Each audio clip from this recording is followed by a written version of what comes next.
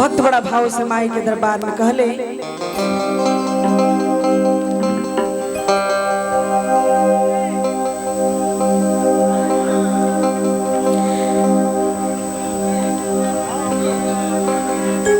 कि सरदा भवानी राख सभा बीच बानी, कि सरदा भवानी राख सभा बीच बानी, कि दोनों हाथ जोड़े परी पैया हो मैया, कि बुधिया के हीन बानी दुखिया में दीन बानी, तना पूरा पढ़ने पढ़ैया मैया।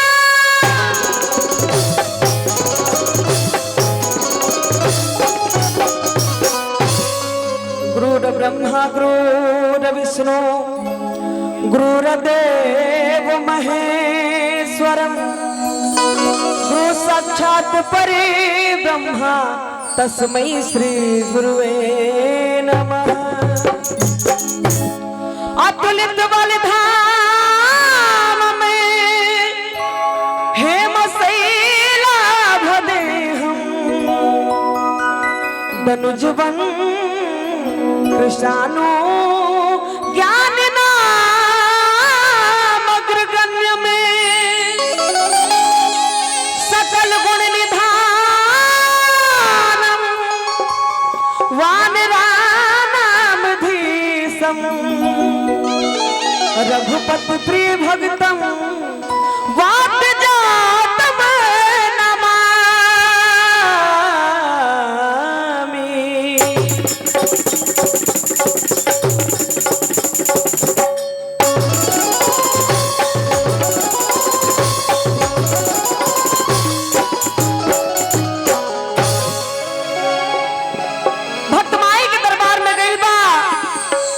बड़ा भाव से माई के महिमा के गुणगान करता, माई के महिमा के बखान करता। भक्त कहले, सारा जग झुके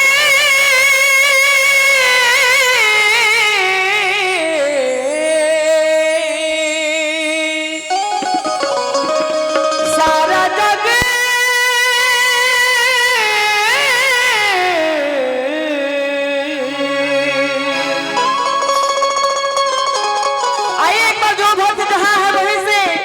हम सभी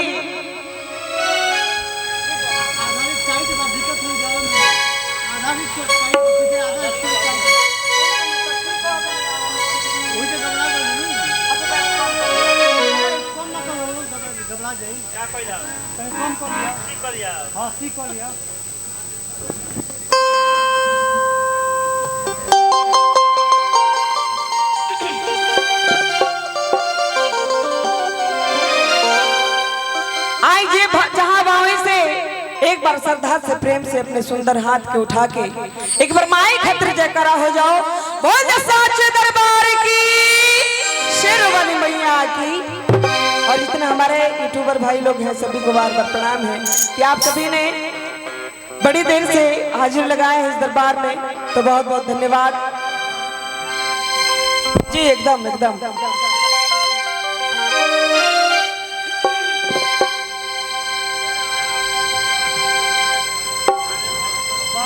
तनि सहन में गड़बड़ बाहर होने।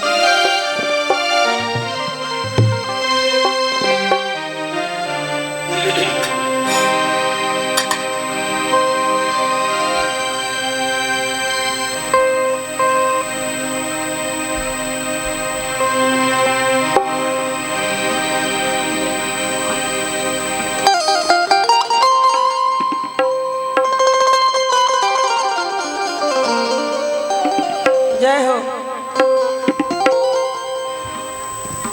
आज हमने के जे भी कुछ बानी है लोग बजावत, हमने के गावत नहीं। आज भक्त डॉक्टर इंजीनियर जे भी कुछ बा, सब मैया शारदा की कृपा से, सब मैया के आशीर्वाद से।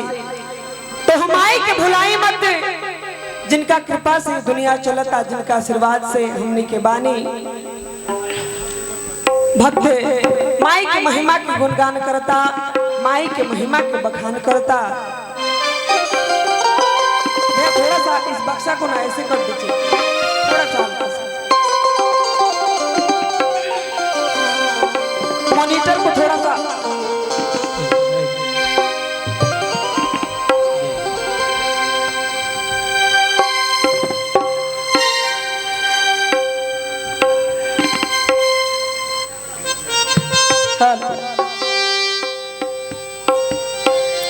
Hello hello hello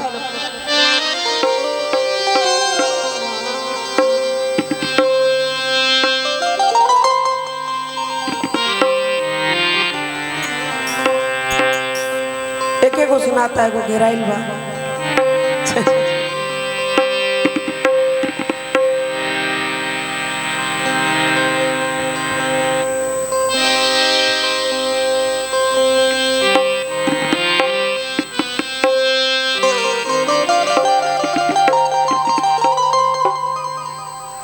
hello hello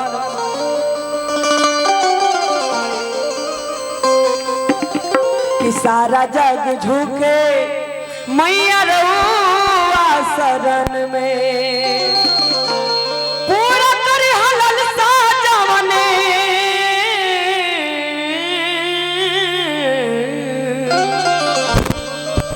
पूरा कर हलल साजवने, पूरा कर हलल साजवने, सोच के आई मान सारा जग झुके मैया रहुआ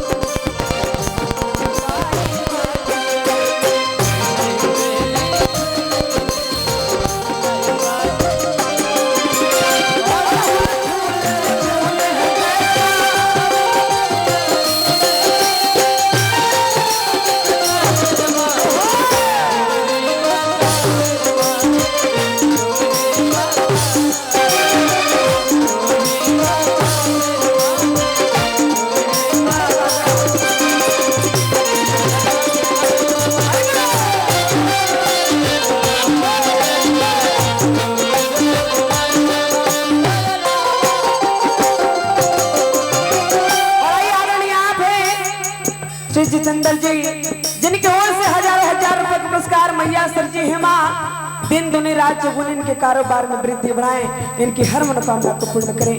भक्त हले की है मैया चरना में रहुआ हमारे बिनती बार बार दया करी हमारा को गुना हमारा।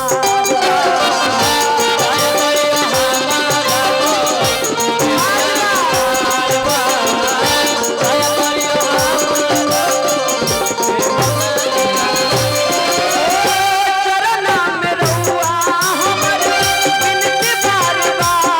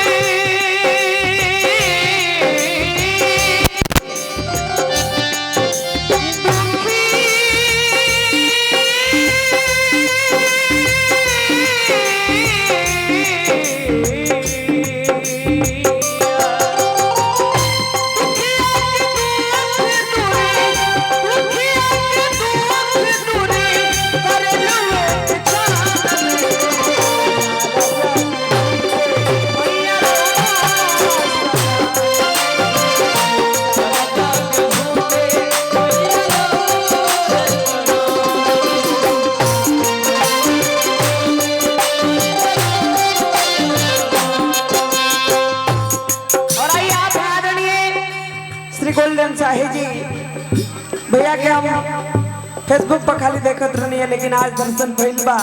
बार बार प्रणाम रही चैनल में। माई सर जी हम आई, इनका झोली में 500 के बदले 5 लाख भर दे, इनकी हर मनोकामना को पूर्ण करे, सदा इनकी रक्षा करे। भक्त बड़ा भाव से माई से गुहार करत कहले कि हे मैया रउआ दरबार में धनी गरीब केहू नहीं के, सब राउर लाल बा, हमने के एक समान है। भक्त माई के दरबार में गाओता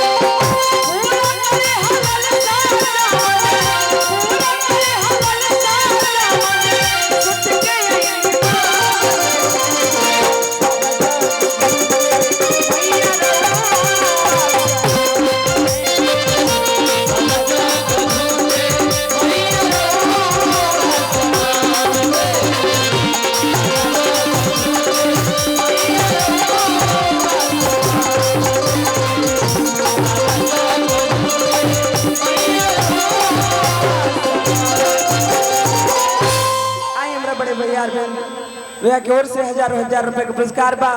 माई सर जी हम आई यही तरह कृपा बनौले रही ताकि इनकर झोली कबो कम ना होके। आई बड़ा सुंदर है जौना भजन के इतना आशीर्वाद प्यार देनी रहुआ सभी कैसन बड़े लक्ष्मण देवरवा।